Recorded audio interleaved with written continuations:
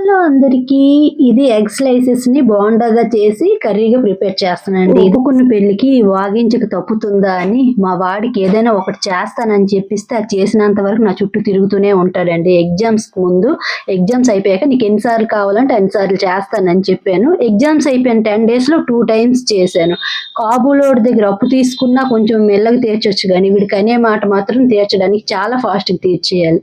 ఇంకా బోండా కోసం అయితే శనగపిండి, అరటిపిండి, ఉప్పు, కారం, పసుపు అన్నీ వేసేసి బాగా మిక్స్ చేసేసుకొని ఇంకా ఈ ఎగ్ స్లైసెస్ అన్నీ ఇందులో వేసేసి నేను బోండాలుగా ప్రిపేర్ చేసేసుకున్నానండి. ఫస్ట్ అయితే ఉత్తి బోండాలే తినేస్తారండి. ఇంక మిగిలినవే కర్రీ అనేది చేస్తారు. కర్రీ ప్రిపరేషన్ కోసం ఒక స్పూన్ ఆయిల్ వేసేసుకొని దాంట్లో కొద్దిగా జీలకర్ర, చాపుడు అల్లం వెల్లుల్లి, కొద్దిగా పచ్చిమిర్చి, ఉల్లిపాయలు కొంచెం అలా వేసేసుకొని కొంచెం కసూరి మేతి, ఉప్పు, పసుపు కొంచెంగా వేసేసుకుంటే కొద్దిగా కారం, మసాలా అన్నీ జస్ట్ మనకి ఎంత అవసరమో అంత చేసుకుంటా అవుద్ది. నేను గ్రేవీ కావాలి కాబట్టి టమాటా ప్యూరీ అనేది వేసుకొని వాటర్ అనేది యాడ్ చేసుకుంటున్నానండి.